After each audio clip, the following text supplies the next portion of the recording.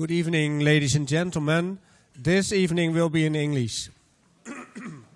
My name is Kees Christianse, and I'm one of the heads of the Future Cities Laboratory of ETH in Singapore. The Future Cities Laboratory in Singapore is a group of people where research is being done. There are about 80 people working there, already for 6 years. The first program that we run was from 2010 to 2015, and we are now in the second program, which hopefully runs till 2020.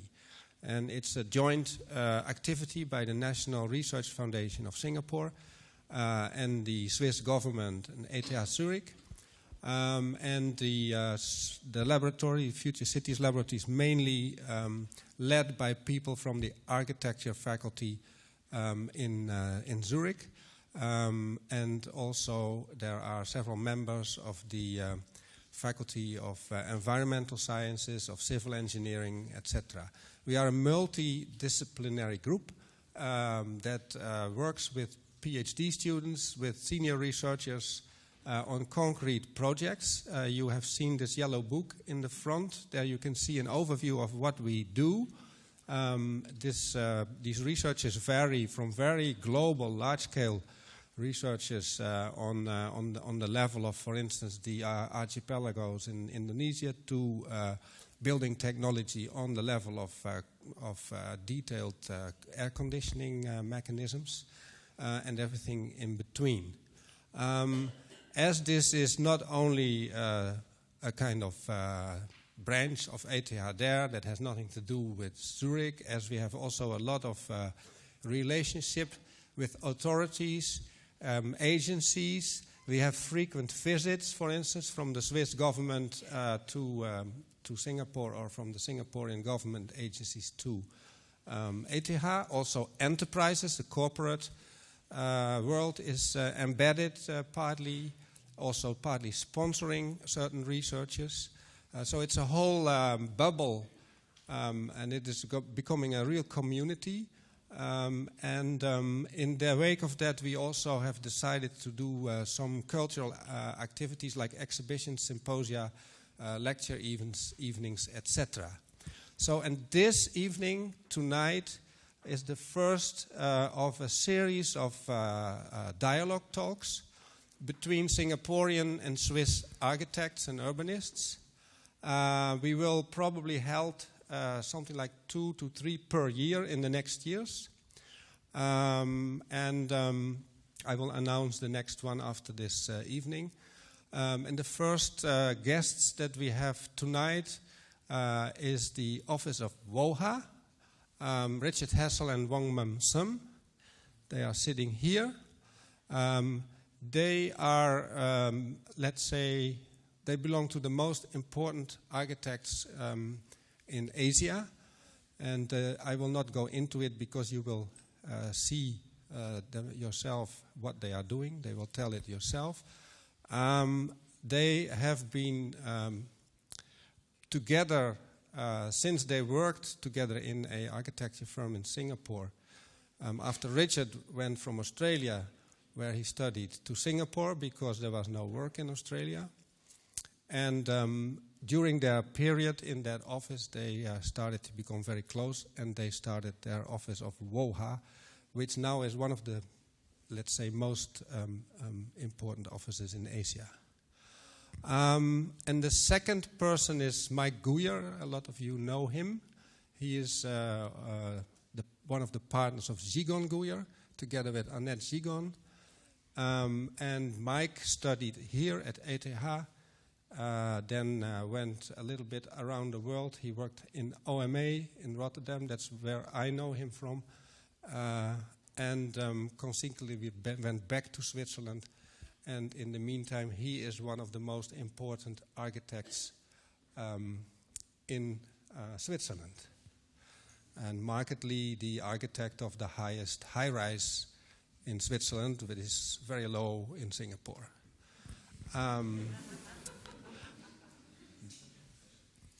Singapore is an island, as you know. It was thrown out of the Malaysian Federation in 1965, so it only exists since 1965. There are 6 million people living there, and it works like a very precise machine. It's almost working like a watch. If one piece is broken, then the rest doesn't work anymore.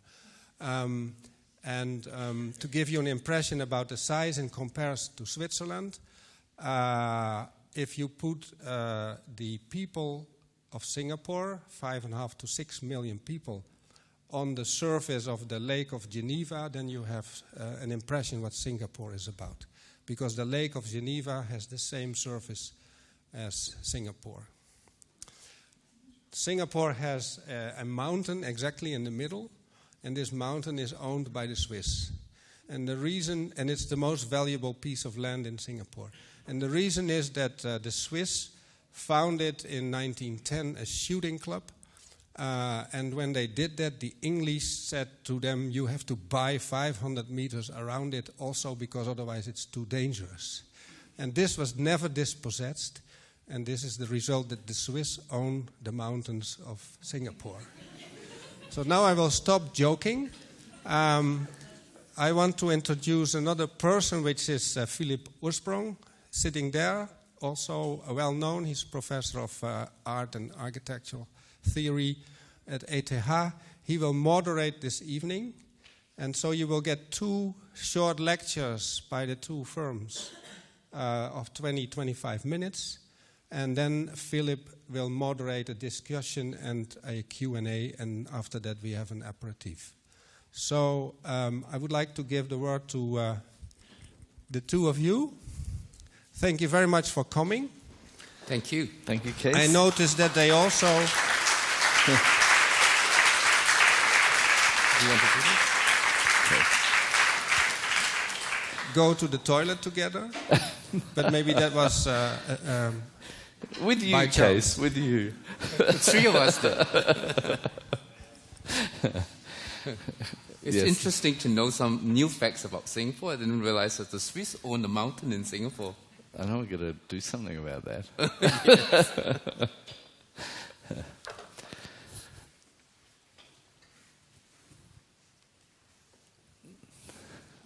We're going to frame our little presentation tonight in terms of a new publication which we've just made, which is called Garden City Megacity, Rethinking Cities for the Age of Global Warming. Something that I think the Future Cities Lab is also very focused on. And it really came about because we were presenting a series of projects to governments and companies in competition, and we realized that a lot of the context of what we were designing for was not really in the minds of the people making decisions about the project. So this book, in a way, sets up a framework and context for our work, and our work can be seen as typologies for much bigger solutions for these kind of cities.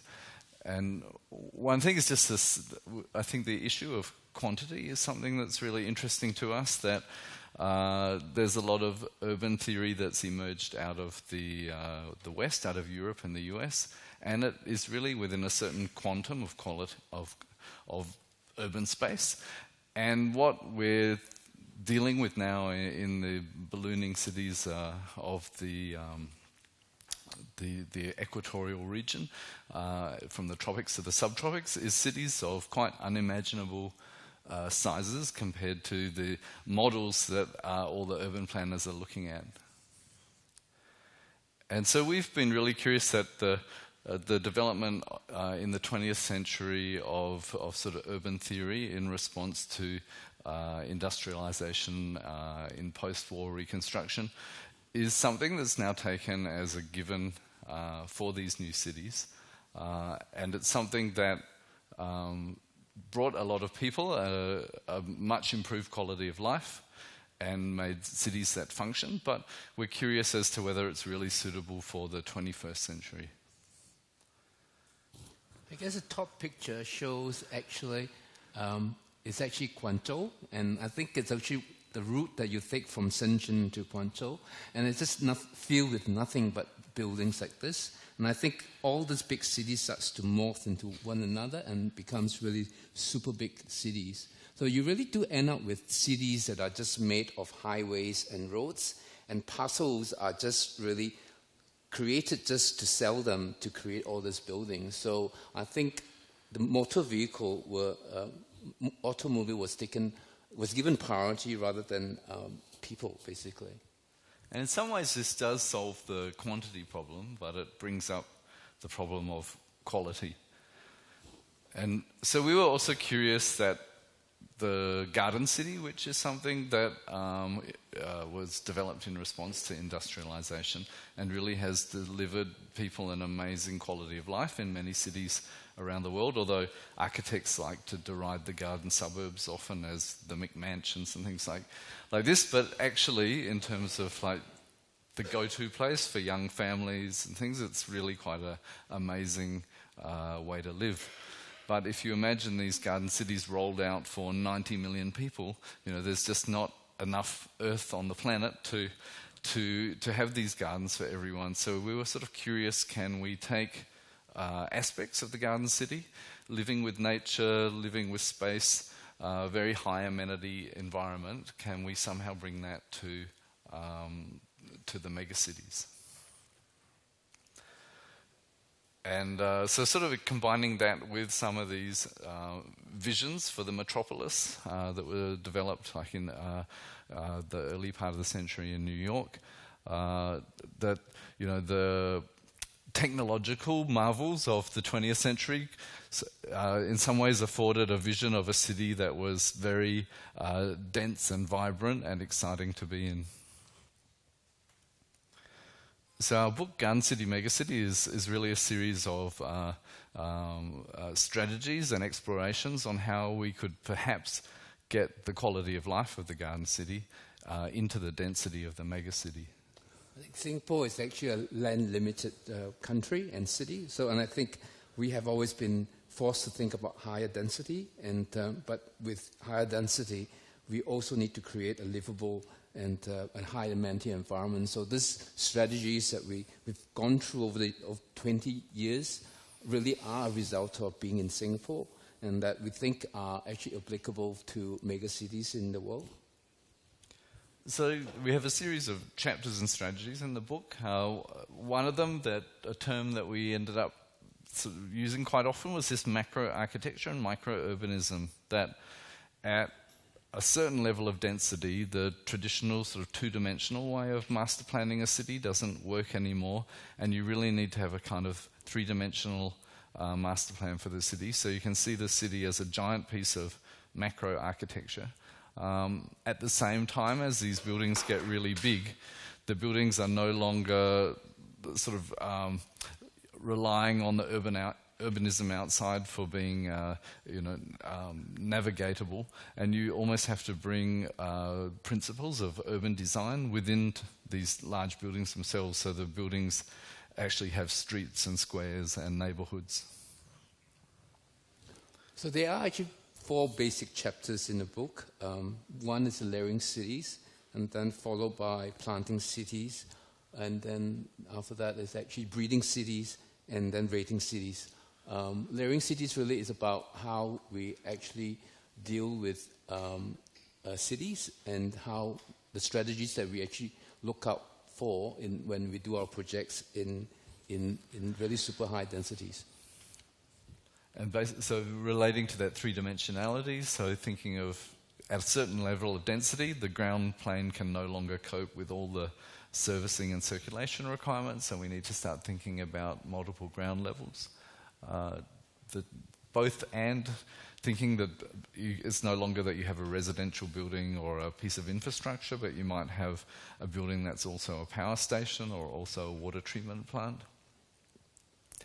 High density, high amenity is probably the sort of the core of what we've been looking at. So most people associate high density with low amenity, that high density means the same number of people trying to use the same public facilities, so it's about overcrowding and about, you know, the park being so full of people that you can't relax. But we think it's quite interesting that you can actually multiply amenity in the same way that you can multiply floor area. It just requires a different mindset and perhaps policy or different tools to increase the amenity at the same time as the functional areas. I guess cities within cities is really pushing the idea of mixed use a little further, because with super high density, with mega structures, you really need to think of the buildings as actually cities rather than just mono use. Sky villages, that concept of a neighborhood within a big building, and domesticated megastructures as well. That I think megastructures is something that evokes in our minds something very space age, something very mechanical, something that's very high tech, but in a way that's a kind of a preconception and a stylistic attitude to it. And we think it's also possible to domesticate megastructures so they can even feel cozy and comfortable in small scale. Inverted skyline really is a result of a project we did in Singapore, where individually as buildings, and we're trying to aim for zero energy using solar panels on the roof. It is impossible to do it if you are sort of a single building, because to get zero energy using just solar panels on the roof, you could only be 4 to 5 story tall. And that if you double the height, you need to double the roof surface area. So individually, the buildings actually doesn't work to create zero energy. So in one of our proposal to the government for a new town of 250,000 people, we actually use the buildings as an infrastructure system to actually have a huge canopy of solar panels that not only generates the energy that we need, but also provides shade and shelter for the tropical city below. So this was something that we thought, instead of the beautiful highs and lows of a New York City, in the tropics maybe that is actually not so relevant. We need to think of what's actually important. The roof need to do something, and that we would actually concentrate the kind of vibrancy and the kind of the spatial variety in the lower level, which people are actually really using. Next chapter, planting cities. I think this one is something really just structuring ways of using planting on buildings, and in a way treating them as the different aspects of planting. So rather than just saying planting is good, looking at ecosystem services, looking at biophilia, looking at the ways plants can also change your attitude towards the representation or the experience of a building. Breeding cities is really how we deal with the tropical region, where actually here in temperate zone, you don't really like the cold weather and you don't like the winds, but in Singapore, we have hardly any wind. So in fact, what we do need is to fabricate wind. So through our buildings, we actually heighten the kind of wind velocity through our buildings, and through actually having a higher velocity, it moves across your skin, you actually feel, you perceive coolness as well. So this is something that with buildings, we make architecture that actually allows us to elevate wind speed within it. So this is just a breakdown of the methods that we have used through horizontal breezeways to vertical breezeways, and also strategies how we think is important to just limit buildings to only one unit type, basically, to get effective cross-ventilation within it. It's probably a recipe for how to create the most unpleasant buildings in Switzerland. Yes. So think of the context in Asia and in the tropics. Those principles would be suitable. The last chapter in the book is about ratings, because we realized as we were dealing a lot with government and with developers, there was a series of metrics that were being used, which because they were the only ones being used, people assumed they were really good and positive. For instance, like net to gross efficiency, so that if you can squeeze down the amount of common space in your building to the tiniest spot, the developer would go, "Oh, my building's highly efficient," and then the government official would say, "Oh, that's fantastic, you've got such an efficient building." But we realized it was really a very unpleasant building for the end users, because it didn't have any social space or anything in it. So we thought it was good to come up with a series of ratios that we hope public sector could use to evaluate buildings, and developers who are forward-thinking could boast about how their buildings did well on these measures. And these are the kind of measures that we think actually produce a high amenity city. So first one, green plot ratio, I think is quite a well-known measure, but the ratio of how much garden you have in relation to the empty plot. So 100% green plot ratio would mean you had as much garden in the development as if you'd left the plot completely empty as a full garden. Community plot ratio, the same thing. So to measure how much space, not corridors, but any kind of space where people can gather and socialize, whether if it's a public space or perhaps something for the various groups of people within the building. Civic generosity index we thought was really important.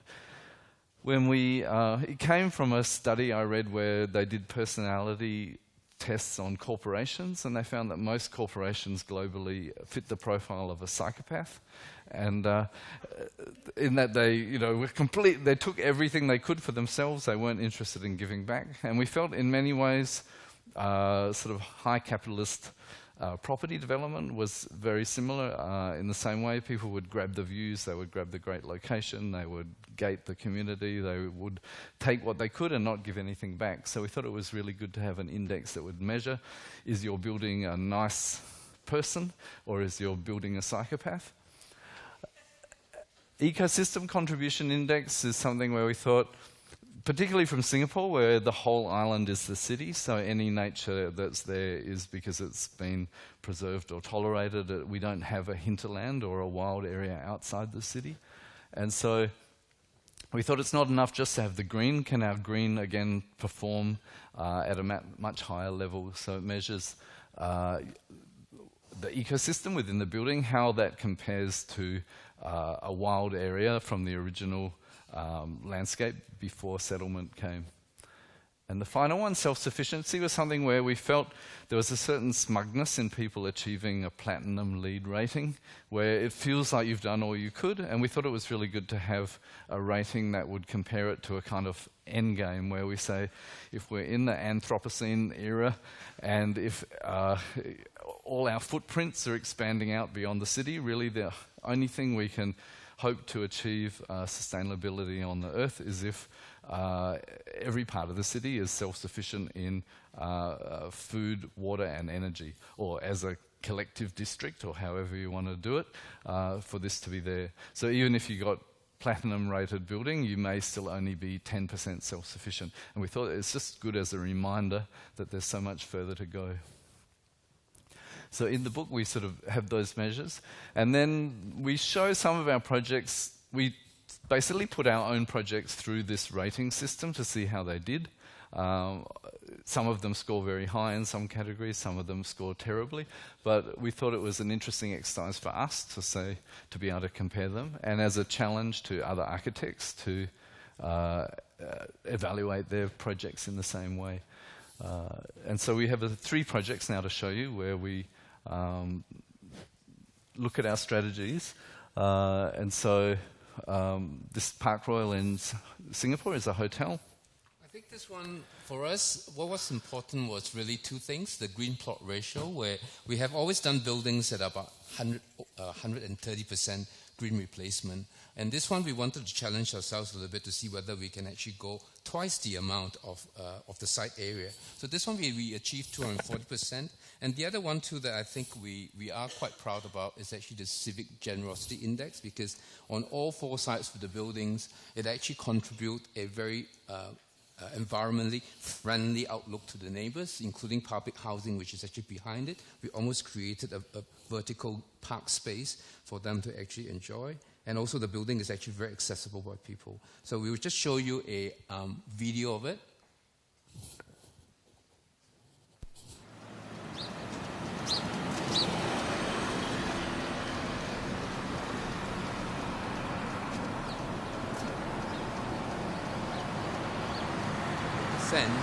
Green replacement, it hasn't got an impact in the city, but once you create 200%, immediately you realize, it actually transformed the city.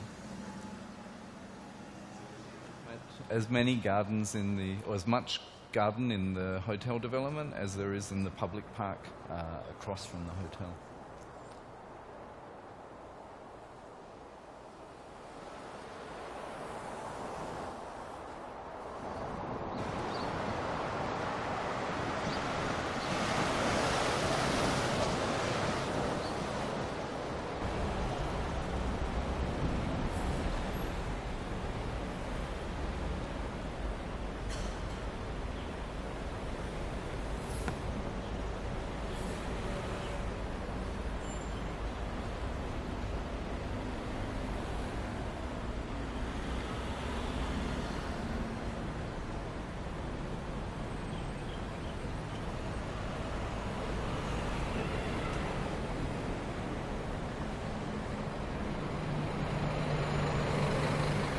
Actually, one of the nicest feedback or compliment we got was not one of the building. It was one guest who actually wrote in Facebook on the hotel Facebook, was that when he woke up in the morning and he drew his blinds up, he saw a whole sea of red, and there's actually baby young dragonflies. And when you have dragonflies, it means actually the ecosystem is actually quite healthy.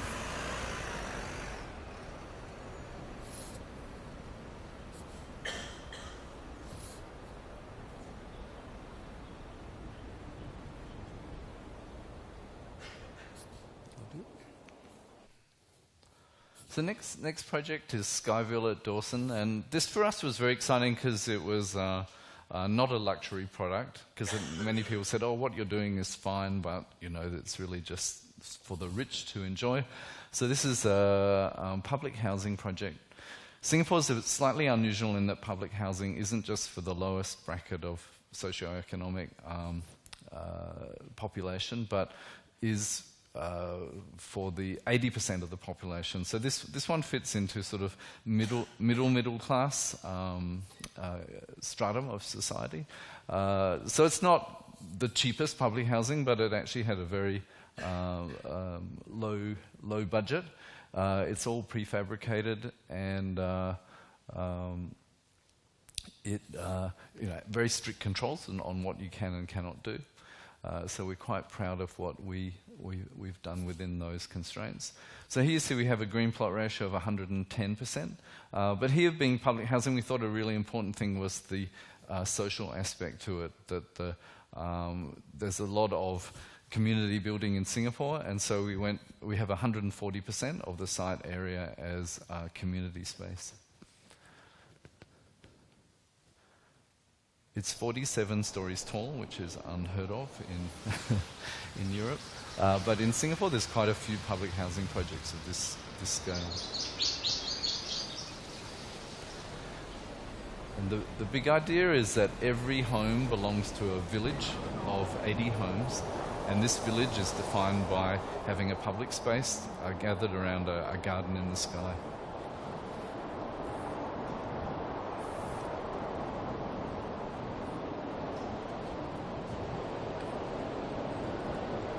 For instance, this is on the 37th floor. You can actually walk for 400 meters around the building at this level. And the reason we created these spaces is because we really, as working through all the issues with high-rise, we realized that social space is basically about horizontality, and it's very difficult to achieve it in a vertical building. So this vertical space is to allow the notion of just hot air rising, and through hot air rising it actually does force some natural ventilation across the apartments. And this has 960 apartments in the development, and there's not a single internal corridor or any space that's not naturally lit and naturally ventilated. And then at the top, we call it the penthouse for the people. So rather than giving the highest apartments to the richest guy, here anyone in the whole neighborhood, it's completely open to the public, can come up to the roof and enjoy this park in the sky.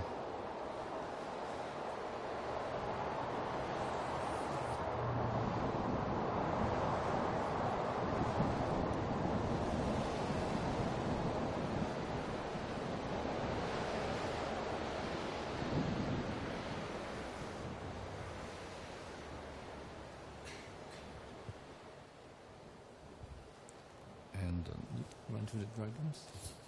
Oh, we still got the diagrams. Yep, just Yep. So this is the basic diagram. So each one of these modules is a village of 80 people, and it's in a way a very simple-minded diagram. We needed 960 apartments, so we have 12 villages of 80 people in each one. If we look at the section, you can see how it works. So this is that idea of domesticating the high-rise. So in Singapore, a 10-story building is seen as very low and cozy and domestic. at the same time sort of creating new multiple ground levels, which is we created 4 times of the ground level in this building. And these are the village green, if you will, the sky garden that the 80 homes share. So the critical thing is that when you come out of the lift and you walk around this corridor to your apartment, you're actually participating in this public space, and you can wave to your neighbour or your kids. And so there's this opportunity for interaction despite being in such a very large environment. And it's a kind of interesting combination of cozy horizontality combined with sort of vertiginous, futuristic verticality. And the park on the top is actually functioning very nicely now as a public space. We actually really wanted to see whether people find this place livable. No doubt this So we actually residential interviewed some of complex the is quite people who moved in. it's like concrete jungle, but yeah, at the same time, it is quite small scale in the sense that the units are actually housed within certain villages. They're actually connected by all these intermediate sky gardens. It makes us want to not just stay within our homes, okay, but really to spend some time outside to just interact and bond with one another.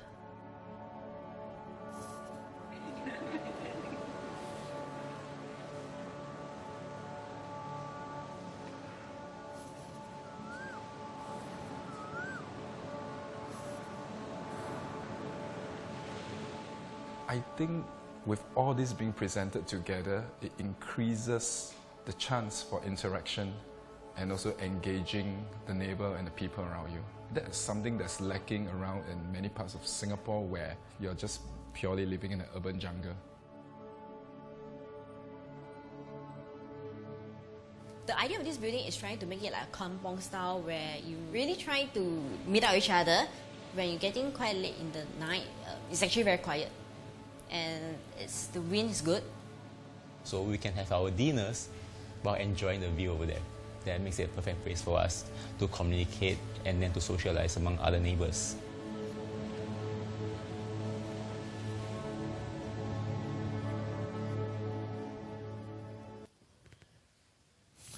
So the last project is one where we were interested to take that idea of green plot ratio and push it even further. So from 240% on the first project we showed here, we have over 1,000% green replacement.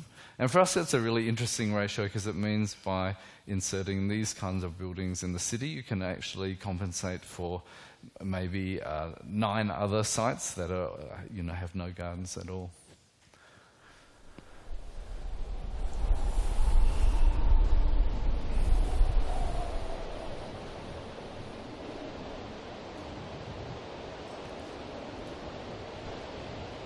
The landscaping is still not mature yet. It's in about 6 months to 9 months of growing. We have a time-lapse movie just after this one to show you, but give another 1 to 2 years, 3 years, I think it will be fully green. So it will, from a red tower, it will actually transform into a full green tower, and the red color that we've used really, at the end of the day, would appear like accents and flowers among the greens. At the moment, it's the other way around. And it works well for Christmas coming up.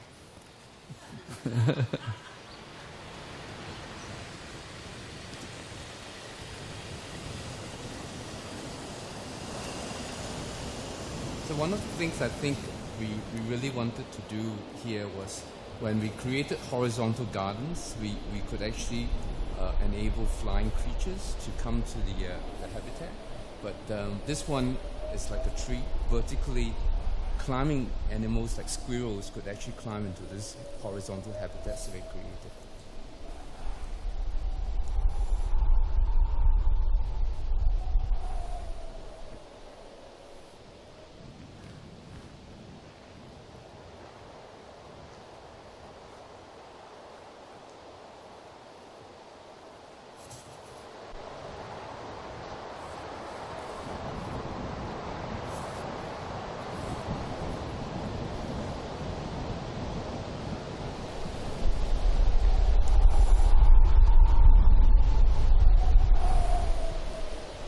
It's funny how the wind feels so cold here, but in Singapore we go, oh yeah, it sounds so cool.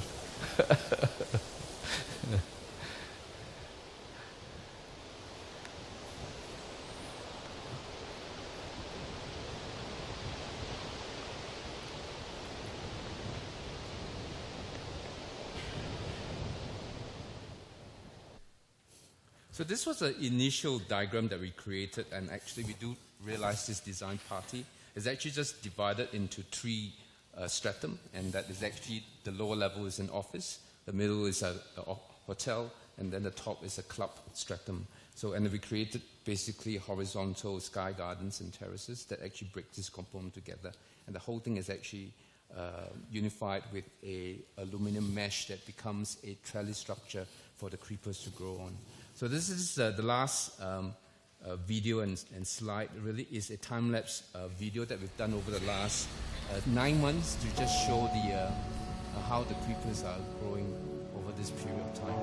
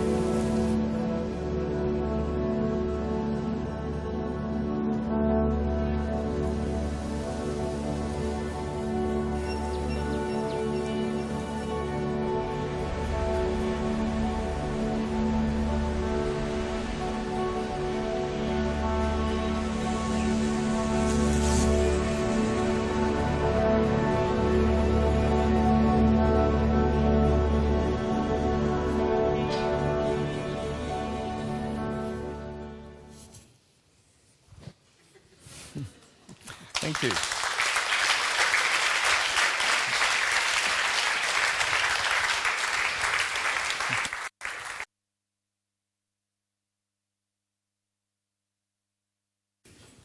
Thank you very much, Wong Mun-sun and Richard Hassel, for this presentation.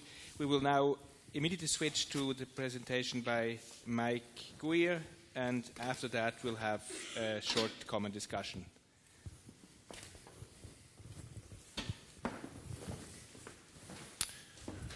Okay, let's change scales.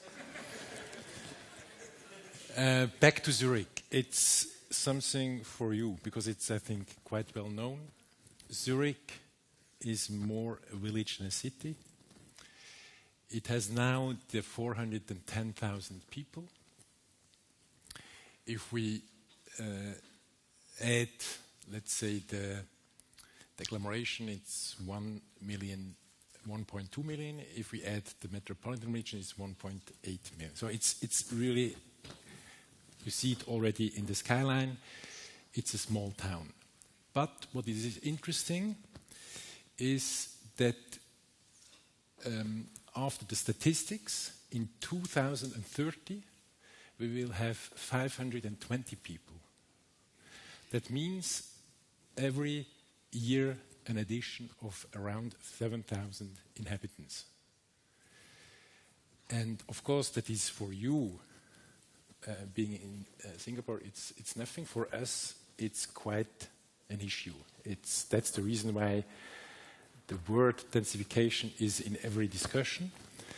And it is the growth of 1.7% is, let's say, for Swiss standards, it sets big demands and it needs visions. That is Zurich. It is embedded in a beautiful landscape. There is a lake, there is a river, there are hills around it with beautiful forests. And you see it already here in this Google Earth image. It's completely built. It's a real, it's the situation, our condition, living in such a city in the middle of Europe. It's the biggest town in Switzerland. And it is, in a way, also it tells, let's say, the conditions we have as architects, or it tells the conditions of a European architect, in a way. What is the base on which we work on? This is a plan. It's a zoning plan. I guess Singapore has the same. But I think there is something which is different, that every square centimeter of the town, of the area, is defined by usage, by the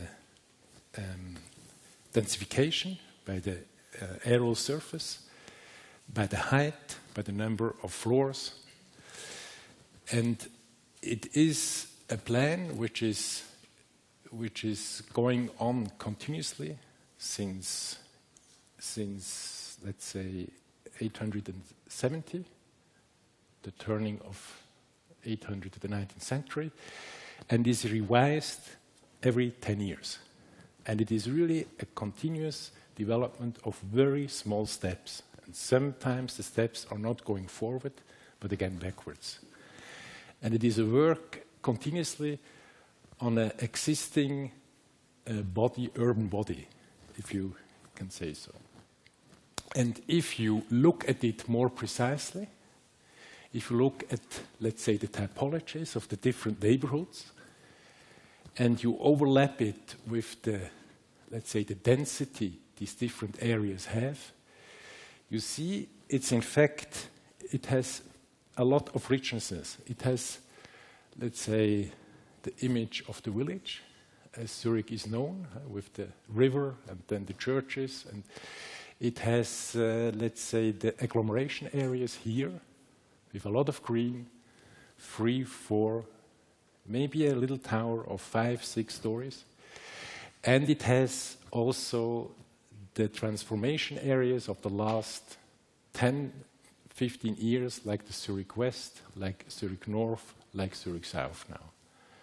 But it is still, let's say, a community of small parts, sometimes some parts developing quicker, some others are not developing at all. They have to retake new inputs, but it stays more or less what it is. We don't have the opportunity to make a tabula rasa or to make big changes. All the decisions are the result of long political discussions, of a big, immense participations of the people, of the neighborhoods, and at the end of political votes. So these two plans, I mean, I made a selection, but these two plans are now the vision we, as the people of Zurich, as the politics, as the city administration has. And again, it's the urban body of the city, and the darker the gray, the more the vision or the densification should become. So it's again, let's say, the center and including the older parts here, but also especially extending along the direction to the valley of the Limmat. It is the center which should grow in the densification, and to the hills and the landscape, the surrounding landscape, it goes down and is interweaving with the vegetation. That's the one plan. And the other plan, because when I was studying at ETH in the 80s, the typology of a high-rise was not a topic. It was a kind of a forbidden theme. And interesting enough, in the 90s, this kind of ruling paper was politically discussed, and then around 2000 it was also politically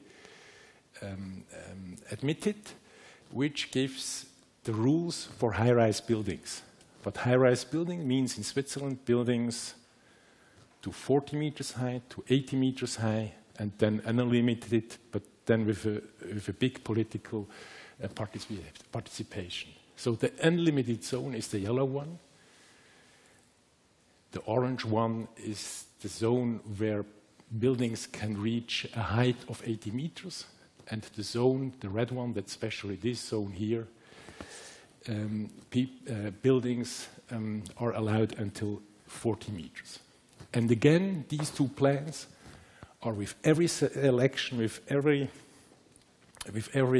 change in the political power system, again, big issues between the different parties. So that's what we, having an office since 28 years, buildings since 20 years in Zurich, have built. So we have built a lot of things, as you see, little buildings, bigger buildings, in different neighborhoods under different conditions, and over 20 years. So the 90s, the 0 years, and now since 2010. And I would like to show you now, out of these group of buildings, 8 buildings, which give a kind of, which explain more the conditions we are working in, because they are residential buildings, office buildings, institutional buildings in different sizes, but they have to deal very often with the conditions of existing structures, with, let's say, the power or the interference of neighborhood communities, but also, of course, with the legal ruling of the city administration. This is a building. It's an area of an old hospital. It is. We kept a few of the old buildings and added new buildings. In the old are offices, in the new one residential. And you see here the old volumetric presence of the ensemble. This is the new situation plan with the old buildings here and the new one here. We have, since 2000, the office here.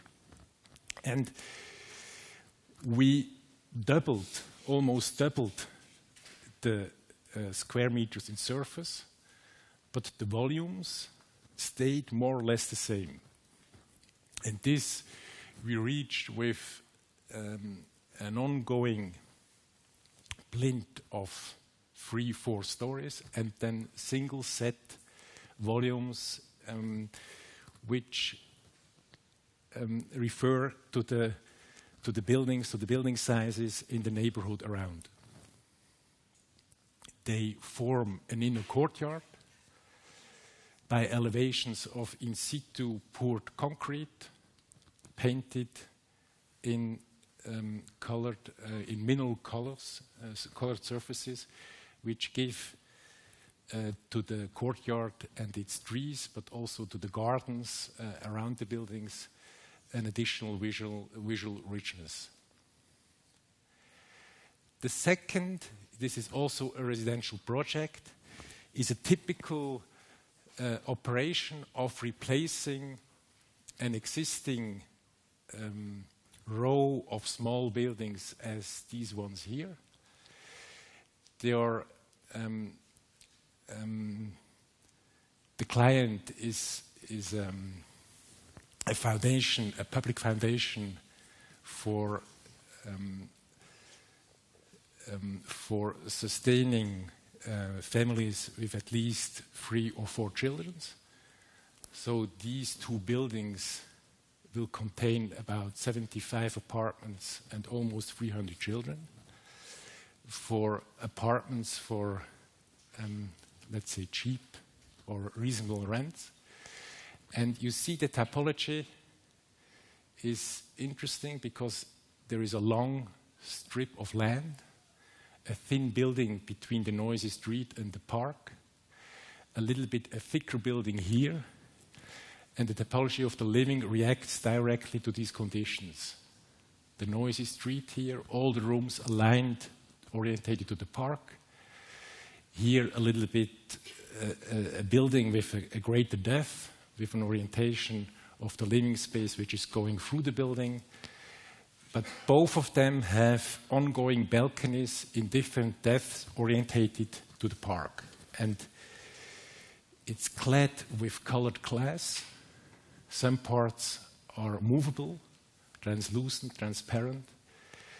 And the overlapping of these different levels in the vis-a-vis to the vegetation with the trees, let's say, makes the quality of this public housing, which had also quite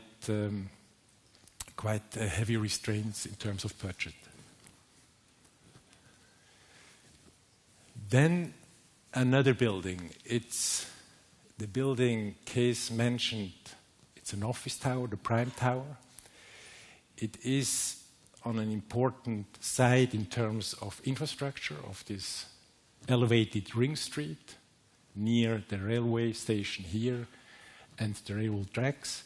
And it is on the border of the Zurich West, the neighborhood which developed in the most intense way the last 10 years regarding Swiss conditions. It was a former industrial area with closed sites and transformed quite quick now in a mixed residential, working and commercial area. It's a high-rise building, 35 stories high, and it has, what is important, 3 annex buildings in the height of the neighborhood, which helps to integrate this, let's say, tall building to the surroundings around. This is a conceptual model. It is a 3-angled shape which grows in the size with the height and materialized in a glass elevation tinted in a greenish tone. You see it here in the floor plan. You see the different sections in terms of depth. You see the cantilevers, the projections, which makes the enlargement of the floor surfaces going to the top. Because it has this quite abstract, gridded, greenish glass elevation, which has a great affinity for the daylight and, let's say, the different angles. It has different presences depending from the viewpoints you look at the building. The cantilevers help to scale it down to make reference to the building just in the standing adjacent to the tower, also giving a space for entrances and react to the nearby neighborhood. It has public functions on the ground floor and on the top floor form of a restaurant with the view. And in between, there are just different sizes of offices, as you see it here in this generous entrance hall. Beside the tower, there is a long building, which is as long as a tire high, and it really marks the side to the railway station, to the wide railroad tracks. It is a very deep building, as you see it here, and an inner courtyard and the kind of setbacks, together with four cores, makes the zoning of this big surface, big office surface, and also enlightens the floor plan in a sufficient way with natural light. You see it here in the section. And also, let's say, this atrium, 25 meters high, which is, at least for Switzerland, one of the highest atriums I know, becomes an important address and the main orientation point within the building, which has about now 1,200 people working there. Then another very interesting building in terms of transforming an existing piece of city is this area called Löwenbräu. It is besides an existing site of a still working industry, a mill industry, and you see the gray is the existing building. So we kept along the street most of the horizontal parts and added, with the yellow parts, with the three yellow parts, the new buildings to achieve, let's say, the demanded surface area. But the yellow buildings are structures in a way that can only be designed in this kind of closeness with the existing gray buildings. And if you take them apart, they make absolutely no sense. They would never be buildings developed on a free green lawn. You see it here. It's already clear the coming together, the ensemble of old and new, and also the equal presence of the old and new in the metrization and in the volumetric added composition. Also, the usage is mixed. This is, in this case, the art, contemporary art, which was a big advantage.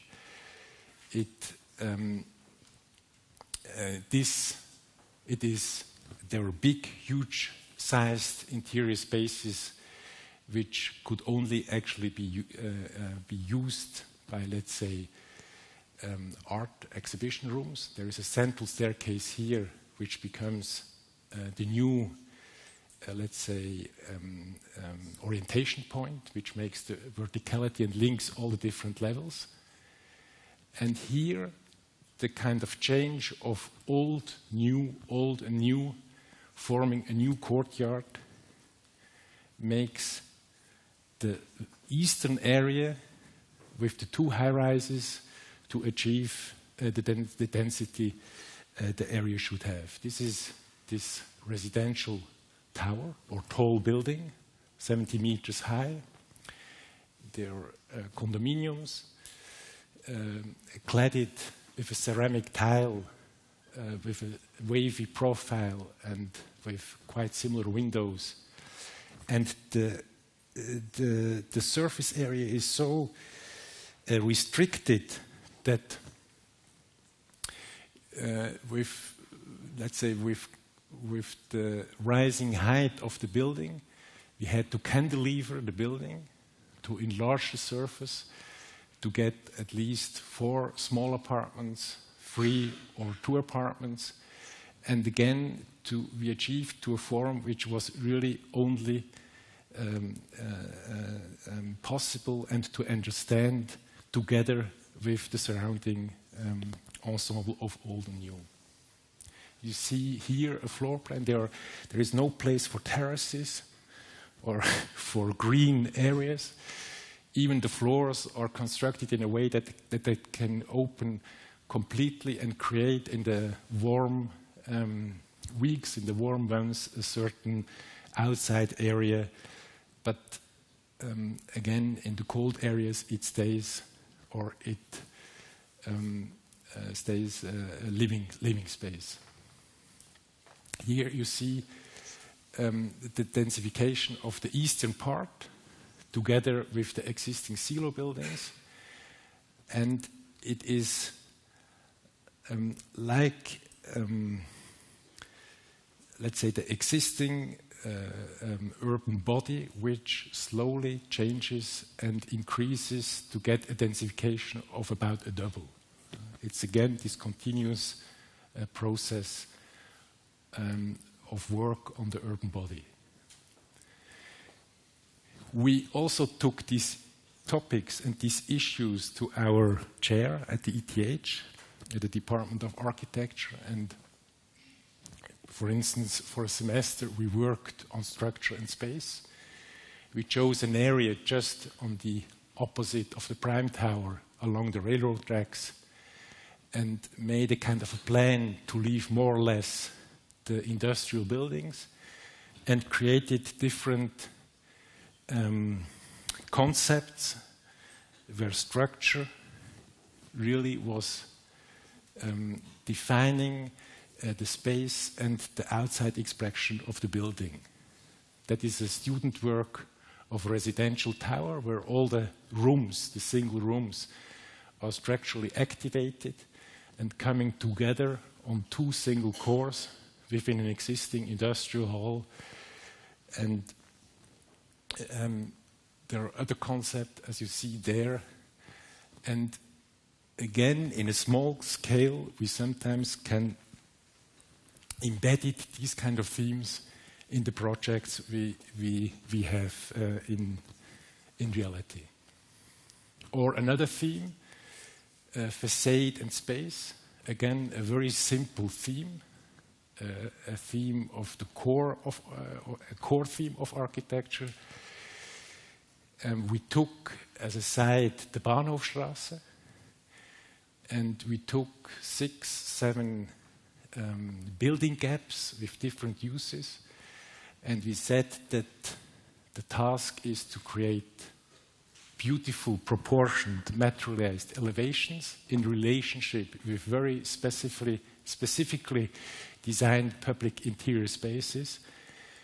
And this is, let's say, a house for the film with a very specific section, creates this interior space, and creates, on the other hand, this special proportion and materialized elevations, and the three somehow are linked together in one project. Or this other, it's a house for art, where the circulation space is very differentiated, vertically, narrow, high, and designed in the contrast to the more generous exhibition space, and taking together with a vertically regularly divided grid of glass, where the complex interior is still somehow visible or foreseen. The new projects we are now working on, which are now under construction, is on one side this building here. It's on the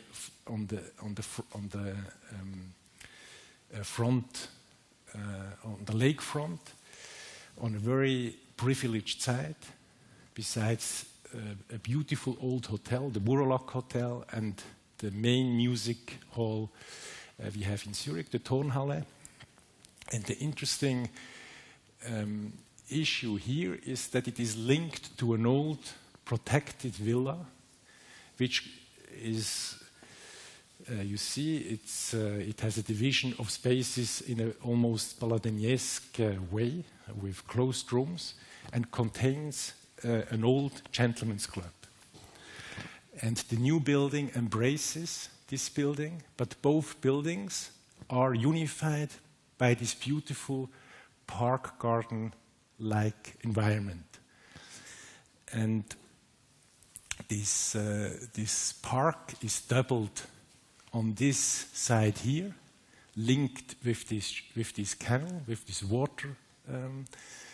waterway. And if you go back there, it is, let's say, the most beautiful Döber garden we have in the center of Zurich.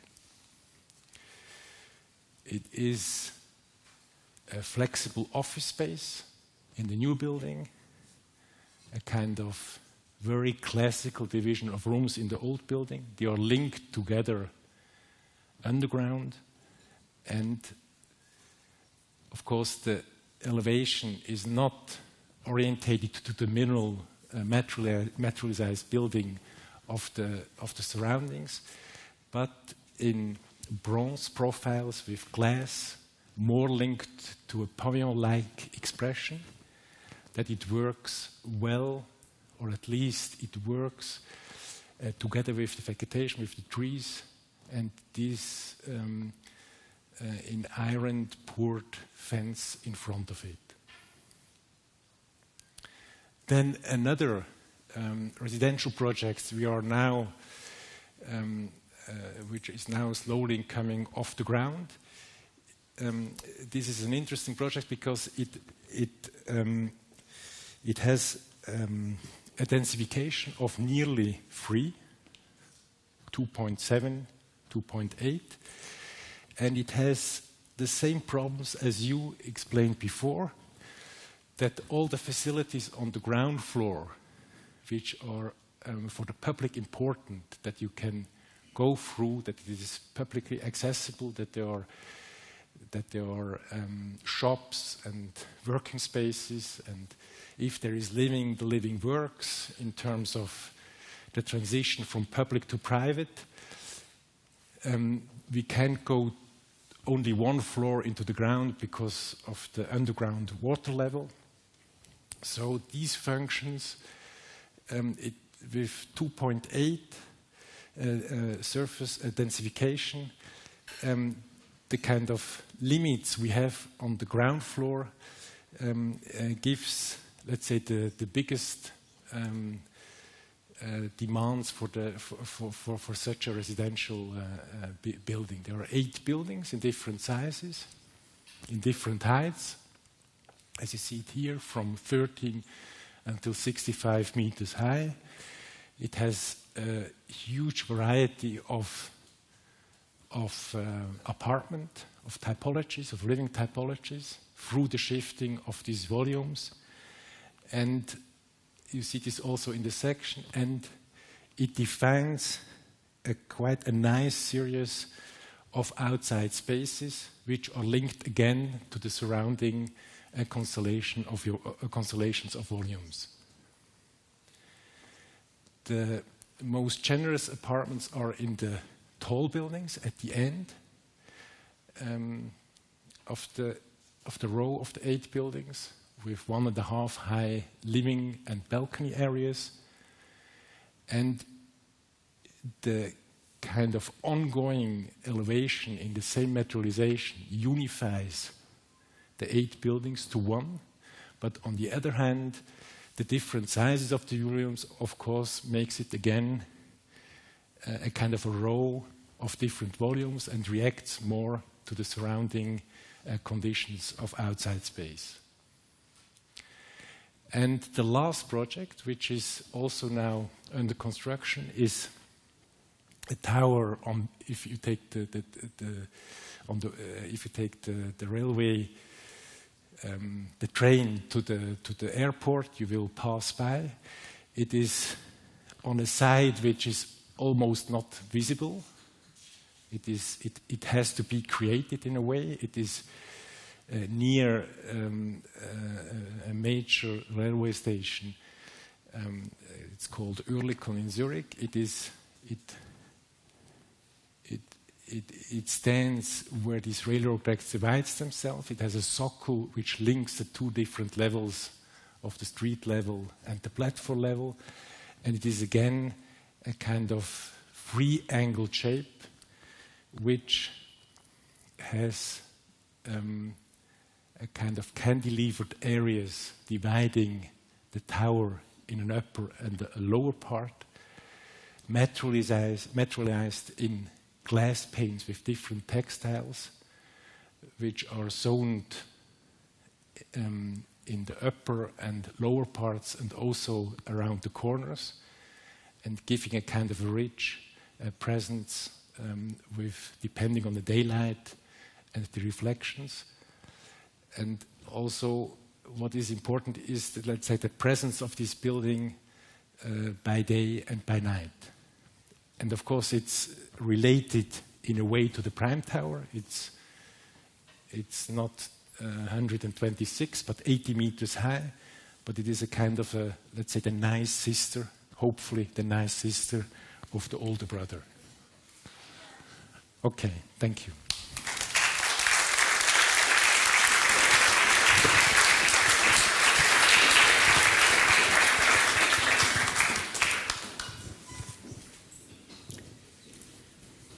Thank you very much, Mike. I now propose that we all stand up. We have prearranged this American candidacy set up, where we'll have the Swiss here and Australian Singaporeans here.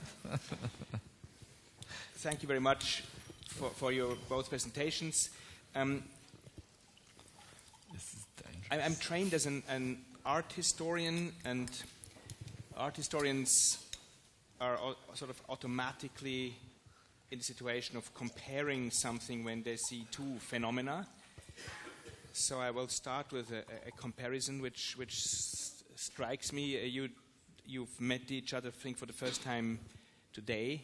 You are roughly familiar with your oeuvre. But what struck me was when I saw your plan of Zurich and the buildings that Gigon have built in Zurich, reminded me of your beautiful website of Singapore and your buildings that you built in Singapore over the last about 20 years. So both offices are roughly the same size, mid-size, 40 to 60 collaborators. Both are existing since the early 90s. What's the secret? How do you manage to build so successfully so many buildings in Singapore and in Zurich? If you've got to pay 60 people for 20 years, you better be doing something.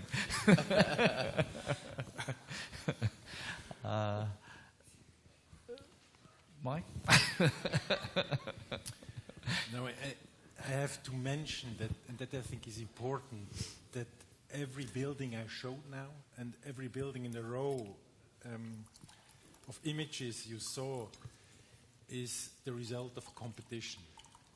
The result of a competition, and it is, we have to do still every year about 8 till 12 competitions. Let's say to have the work we would like to have for now about 50 people. That's one thing, and the other thing which I think is important, and you mentioned it already, we growed very slowly. So we had 10 years and we were not capable to build in Zurich. We built in small villages in other parts of Switzerland. And then slowly at the end of the 90s we could have some projects in Zurich, and then and I think it's again this kind of continuous, slow changings, which also our offices somehow, of course we had also projects abroad, especially in the 0 years, but it was mainly concentrated on Switzerland and Zurich. It's probably a similar story. I think we started with 2 people and we did very small.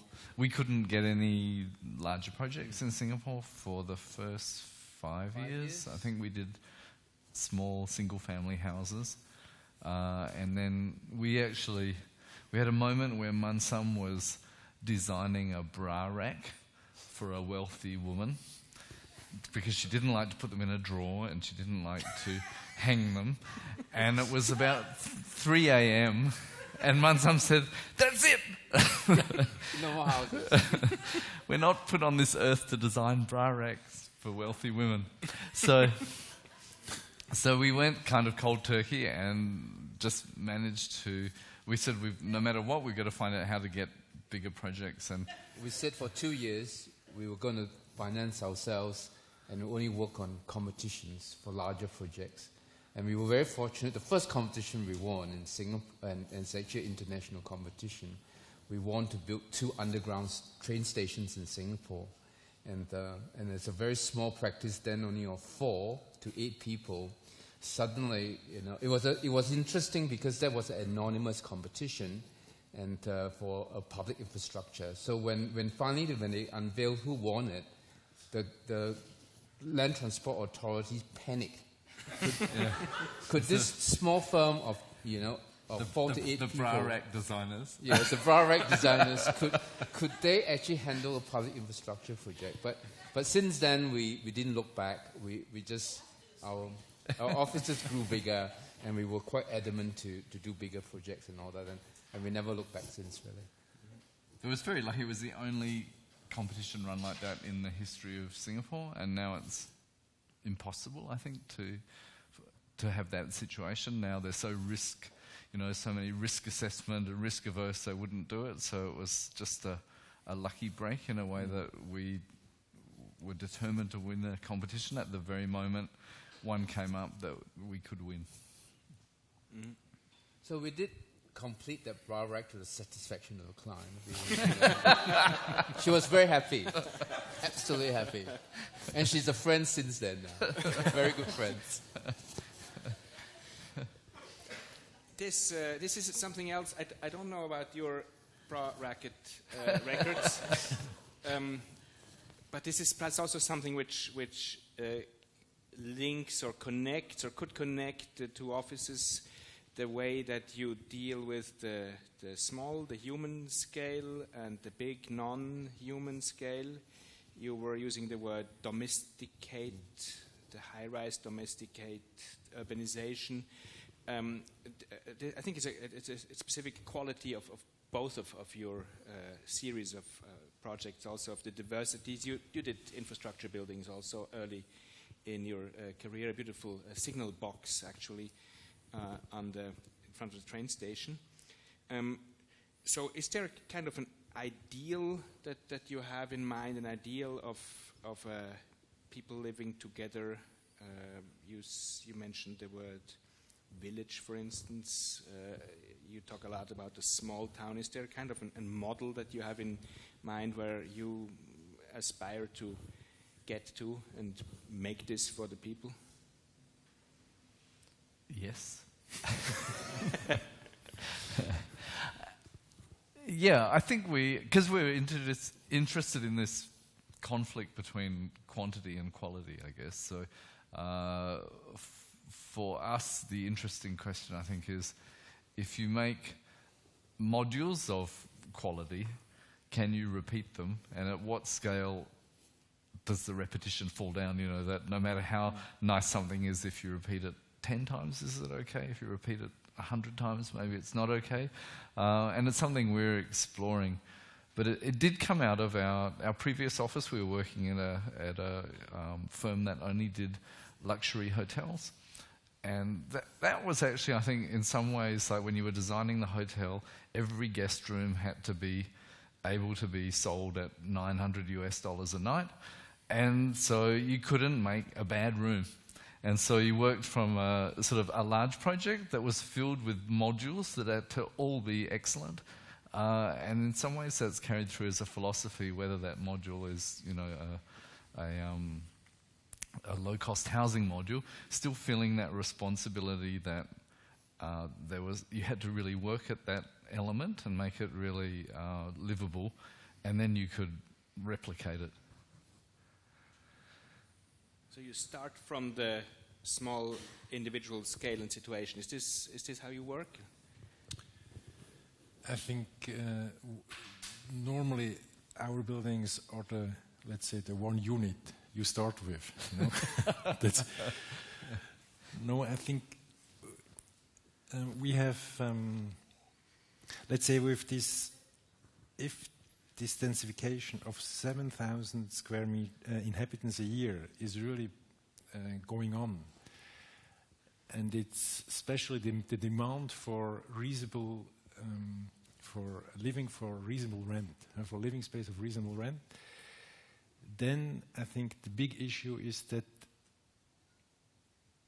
a little bit the same topics as you have, that, let's say, the ground floor has a high quality, a public quality, with the accesses and also how you stay in this public room, and not only for the inhabitants of the building itself, but also for the neighborhood.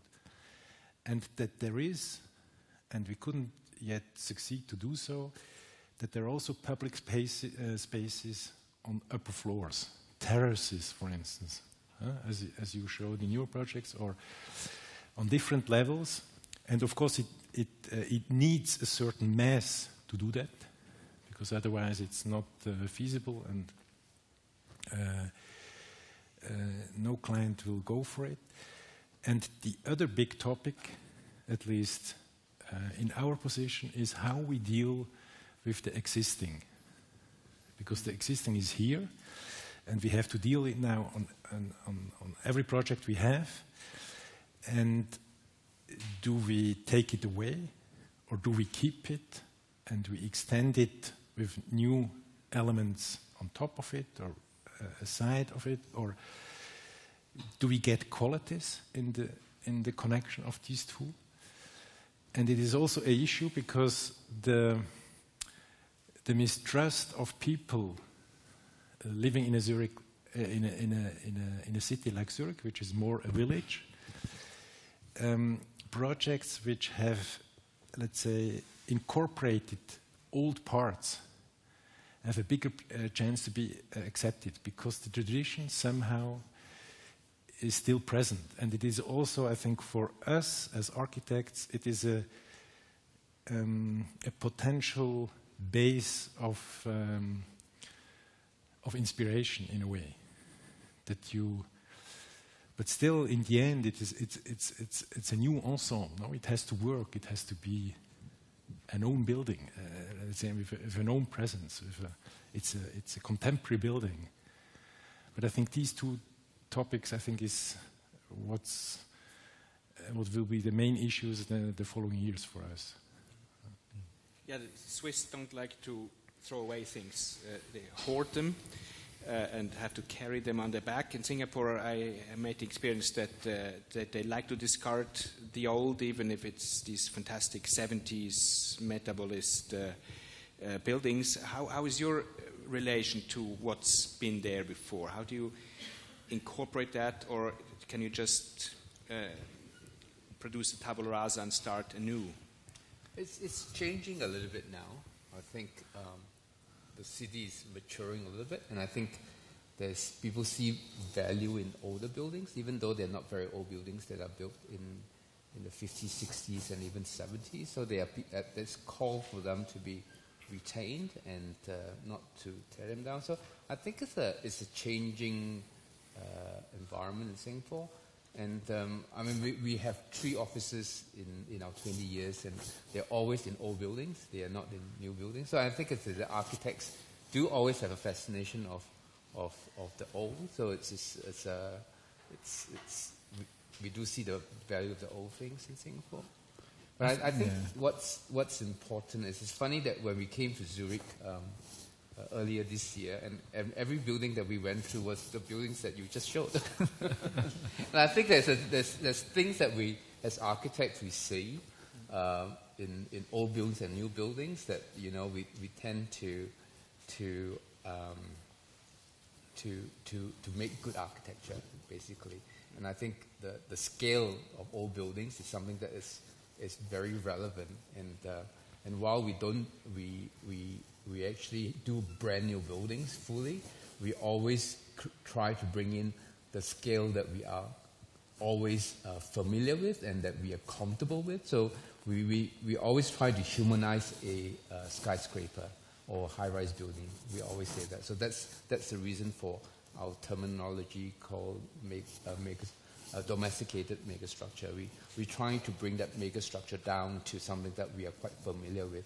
And I think it's quite obvious also in Mike's work, where the cantilevers actually do make very good connections to all the surrounding buildings. And I think that's something I think is the similar strategy that we take with all buildings and all. I think too, the whole attitude to old and new relates really to Singapore being a young country and being a country of migrants. And you tend to find migrant families see the future as where the potential is, and that they're in a state themselves of rapid development and change. So many parents in Singapore, have poor English or poor education, and then their kids are doctors and lawyers, and so they see the future as something that they're rushing towards, and they can't wait for the future, and they want to throw away the past because the past is maybe about when they were poor or when they went through a lot of suffering. But you can see as we've now hit like the third or fourth generation Singaporeans, and they've grown up quite affluent, the fabric of the city means a lot to them, and they had happy times there. And so it's changing very, very rapidly. And I think it's, Singapore's at that cusp of no longer thinking that the future might be much more exciting than the present, and feeling like maybe the present is sort of where, in a way, it's peaked, I think. And you can sense this shift happening. I have one last question before then we can open to the floor. In both of your projects, the color and the tactility plays an important role. It's like as if the buildings would interact with the cityscape also by means of color, which is also quite exceptional in both cases. I know that you're a practicing artist, and you have a long tradition of collaborating with artists from the start of the land. What is the role of art in your concepts? First, the art is for Annette and me. It's very important. I think it's also very important that architects are not all the time sticking together with architects. That there are. I think it's necessary that we are politically interested, that we read, and that we are, for instance, also have an affinity for art. Because artists are, they are like dogs, looking for the most problematic niches, topics in our society, and somehow are seeking for bringing them to light, to the public attention. And we just could learn in the last 20 years a lot from our artist colleagues. We often fight with them. They often make concepts which are going against our architecture, and we have to accept it, or we don't do it together. And there is also, we started to do projects in the 90s where, let's say, the art influence was completely integrated in the project. And then with intense discussion, one of our artist colleagues was repeating himself to get more autonomy of his works in our buildings, which was interesting. Let's say in the lobby I showed from the tower, there is this huge wall painting, and it's from the same artist who did the 2 residential projects I showed. So it's a kind of different, completely different, or quite a different integration of an art, of an artistic intention in architectural building. Now, I must say, also teaching at the school, confronted with the different tendencies, quite close of other professors, and especially in discussing with students, we are more focused on architectural core themes. And the art is, maybe you could also see it in the newest project, is a little bit put in the back. But it might come back again, but that's the state we have. Yeah, we've had not such a strong connection with artists, but I do think that artists, like art, is a really important kind of antidote to architecture, because I think architecture, we're always looking for consensus and we're looking to reduce risk somehow, and like you end up as an architect always having like 17 rational reasons for why you've done something, and in a way artists are the opposite. They go for risk, and they go for, you know, not having to justify it. It could be personal, the reason they say, I did it like this because I felt this was the way to do it. And I think it's a necessary kind of dialogue with the architecture, where you sometimes end up self-censoring yourself. Like, you don't even talk about how beautiful or sensuous something might be in case somebody disagrees with that or thinks that it's something that you shouldn't spend money on. So they're in a way like a dialogue between the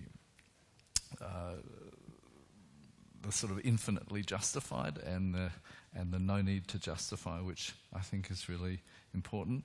The strange thing is, the art I'm doing, I've actually made up so many rules for myself. It's like I'm my worst client for the art I'm doing.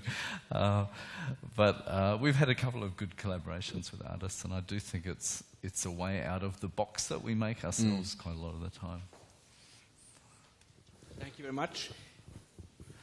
Can I take questions, please?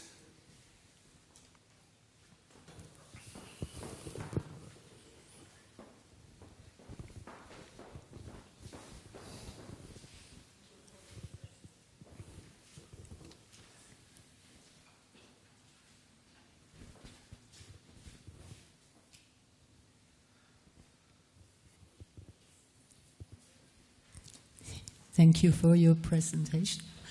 My first question is the philosophy of Buddhism in your background that goes to Singapore? And the second question, we have in Zurich, as much as you have in Singapore, about the same level in violence in public open space. And I wonder if Skyville, have you got any new numbers comparing to open space? Thank you. Buddhism, that's your side. I think Buddhism, the backbone of it is always to do good. And I think that as people, we like to do good, and as architects, we like to create a better environment. So yes.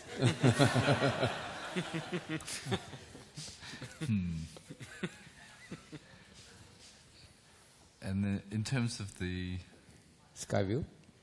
Yes. Although on Buddhism, I do think there is a kind of acceptance of things, maybe, and not such a belief in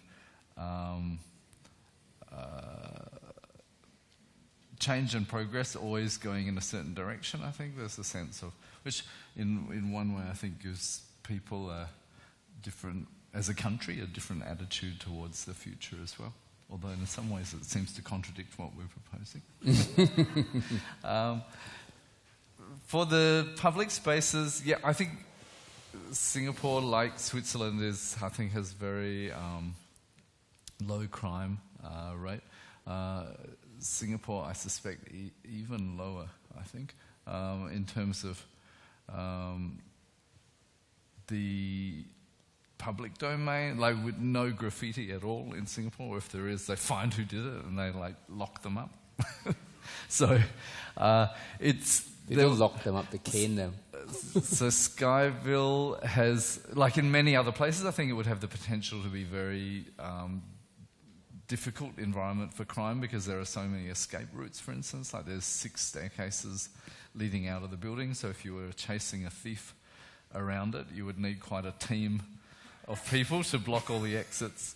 And there was a little antisocial behaviour which on the roof where it's, there's some teenagers were having a drink on the roof or something, and they added some extra cameras.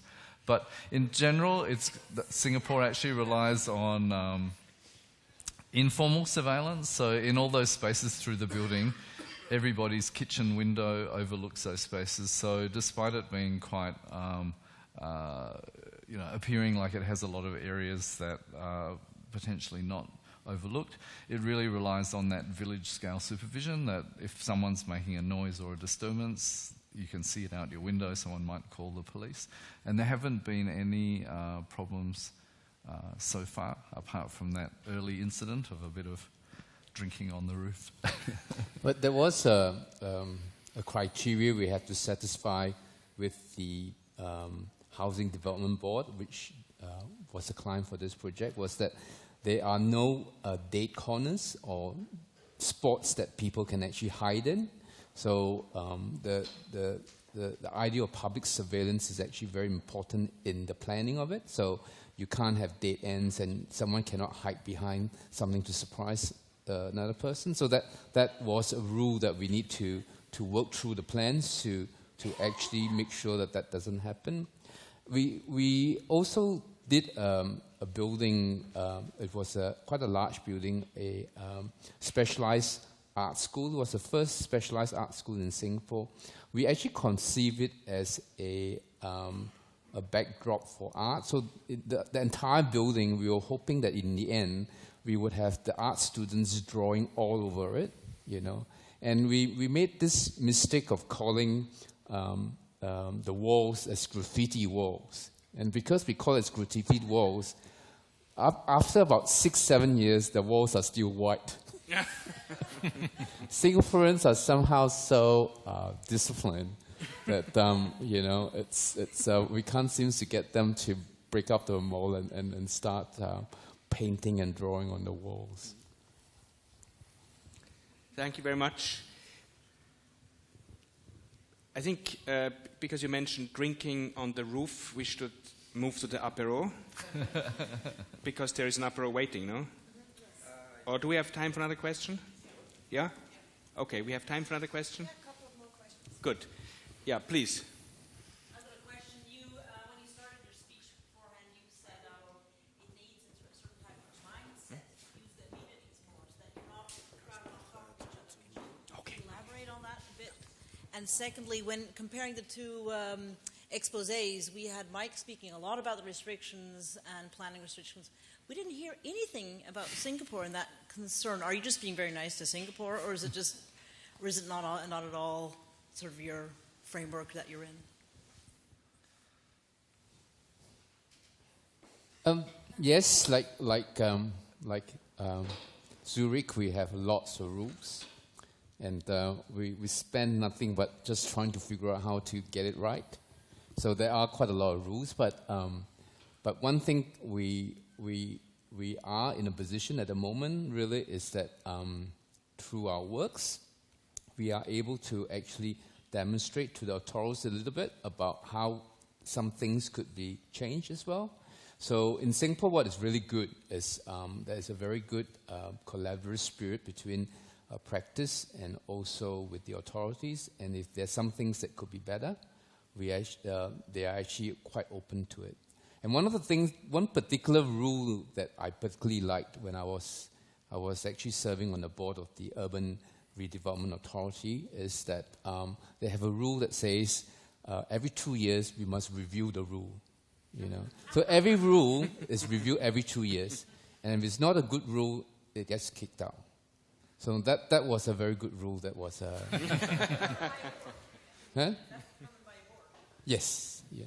And there's a public feedback, a website where you can called cutredtape.com, where you can feedback and say rules are not good. As far as that mindset about amenity, it was what we've been looking for is ways to smuggle in this amenity as demonstration projects, and then we think when the benefits are obvious, it may then hopefully be enshrined in regulation. So the hotel projects, in a way, were a good way to start it, because hotels have a lot of function areas and outdoor areas. So for them, it wasn't like a expense. And in fact, because some of these areas in Singapore, if they comply with certain guidelines about sunlight angles and things. They're not considered floor area. So for the hotel, it was actually a good business decision to provide these areas, because they were free area in terms of their floor area allowance, and they could get some commercial return by hosting functions and parties in them. So that was one good way in. And then the other way with the public housing was, Singapore was in this strange public housing dilemma, really, in that the population has got used to the subsidised housing and this high-quality, affordable housing, and so the government were providing it. But as everyone got more affluent, there was also this thing, it's like, what's public housing for? You know, by the time people are wealthy, why can't the public sector just do this? And so we then, with our project, had this argument that public housing is really about this social contract and community. And so the housing in some way should reflect that and do something that private sector wouldn't do, which is just provide these kind of spaces. So it was, and you know, for instance, the penthouse for the people on the top is a very nice political statement that the government is providing and improving people's lives. So all these things are just sort of demonstrations, we think, and then it's something that we don't really know how it will work. You know, is there too much public space in that housing project? We're not sure. And so we're following up and monitoring and seeing how people actually use these spaces. So when we completed the Skyville at Dawson, we had a walk around with the minister as well as the chief of the CEO of the Housing Development Board. She actually told us, you guys did a fantastic job, but you did me a disservice, because now I have to explain to people why their homes cannot be like this too. So we told her, I think you can, just use us more often.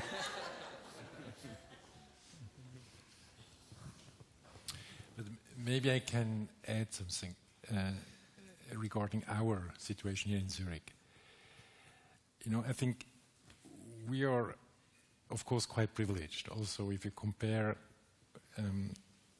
the situation in Paris or in Berlin or in London, we have a quite well-functioning competition system.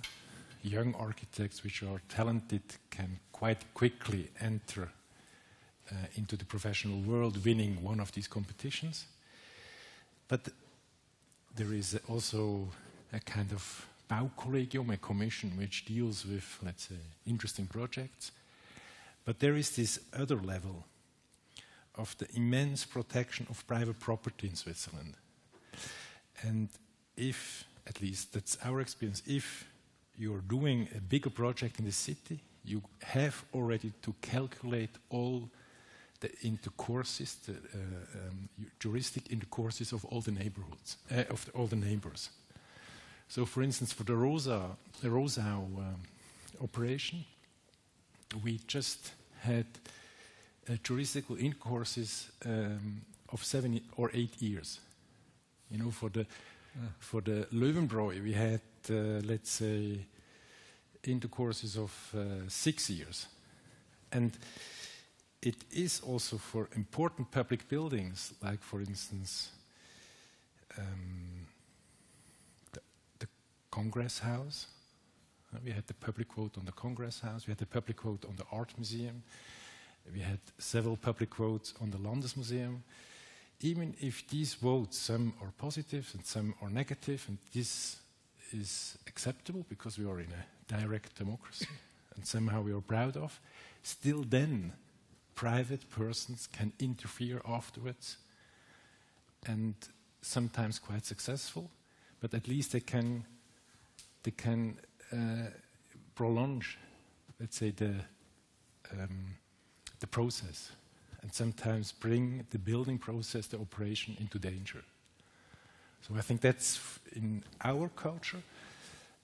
It's, you know, with the demand of giving living space every year for 7,000 new inhabitants, it's becoming more and more urgent that we have to find new solutions for that in Zurich. That at least there should be some levels, like after public votes, where then the decision is made and nobody can interfere anymore, because everybody had participated and it was the end of the discussion.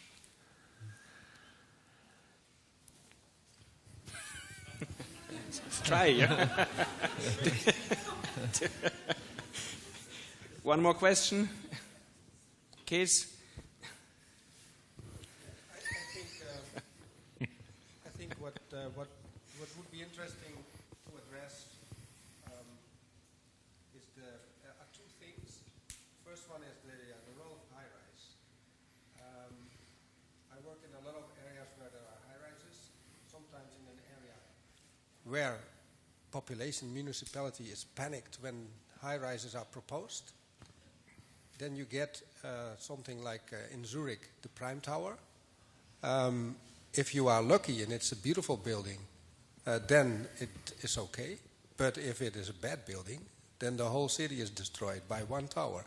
If you build high-rises in Singapore, it doesn't matter if there are 2 or 3 that are totally ugly or bad, because there's so many, it is a kind of forest. So depending on climate, society, demand and density, there are different conditions for high-rise. But I would like to know, I know Singapore is not completely wild. There are several mechanisms to steer high-rise development. And Zurich is more free than that they are only wanting one tower. So maybe the two of you could say something about the role of high-rise in your practice or in your cities. And the second question is a little bit connected to it. Mike called Zurich a village. It's not a village. It's a little global metropolis because of the international connectivity and people that are working and living here. You called your module in the air a village, which is, of course, ridiculous because it's like a blown-up student house with a lot of rooms and a collective kitchen, so to say. And you were also talking about macro architecture, micro city, which introduces the question of megastructure, because city is diversity, also of building initiative, and the three-dimensional aspect in the village of Zurich and other European villages. The datum of publicity is one level, namely street level, and in Singapore there are, in many cases, and other cities like Hong Kong, there are 3 levels: a grade level, underground, and the J-walk level, so to say. So I think that theme of high-rise and the theme of grade street level in relation to urban quality would be 2 interesting themes for a short remark. Shall I go first? Yeah, I think high-rise is really something that only makes sense in areas of super high population and probably where population is growing quickly. And also in, I would say, tropical climates, because it actually has many positive aspects. For instance, in the tropics, as you go higher, the humidity drops, the wind speeds increase. So it's actually a better climate up high than it is down near the ground, which can often be super humid and lots of mosquitoes. And then because we have vertical sun path, it doesn't matter how high you go because every day the sun is vertical. And so you don't get these shadowed areas to the north, which you would get in the temperate climates. So I think those things together are where high-rise makes the most sense. I think, so for me, like high-rise in somewhere like Zurich sort of makes sense as the function that the old church steeples used to be, you know, that maybe you can punctuate the city with these things, but they're not causing a huge shadowing problem or creating really terrible situations down at ground level. But in some ways it makes no sense to picture a high-rise Zurich to me, because I think your top 4 floors is always nice, and the lower floors would just get increasingly horrible. The interesting thing, I think, too, with the density is that I think many of our developments are no more dense than your developments. Often plot ratio of around 3.5 or 4, which you easily achieve in a dense European city with narrow streets and 4 5-story buildings. I think let's say the level of the eye view we have in Zurich, but we also have the eye views from the hills. So we have these two levels. And I say that because I think, we are discussing now tall buildings from until 130, 140 meters. I mean, they are tall buildings. And they are tall buildings in relation of an urban body of, let's say, 20 meters, which is 25 meters maybe in the center, and which is then going down to 13 meters, 12 meters on the borders. So the high-rise is indeed not evident.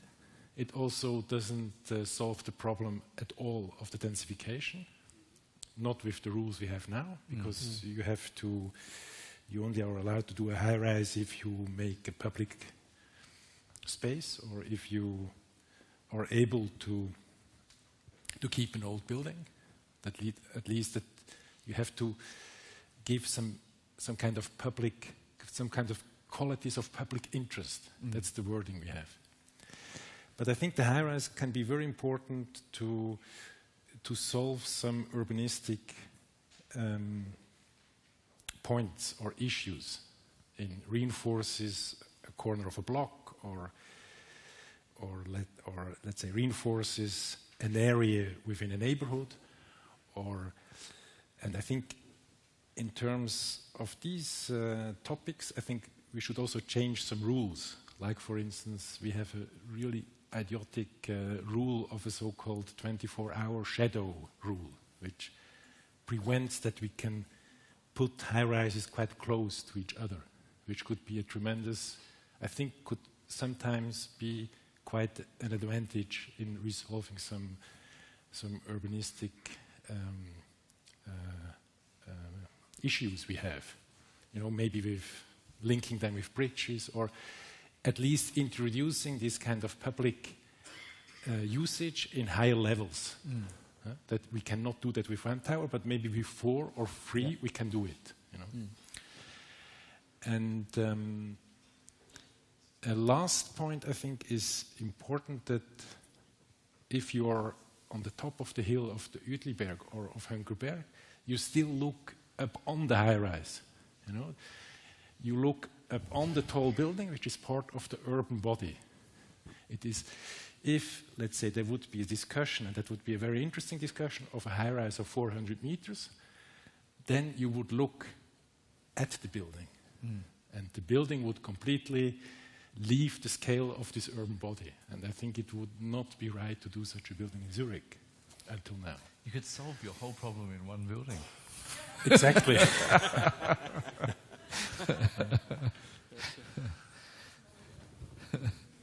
Okay, I think we have the solution.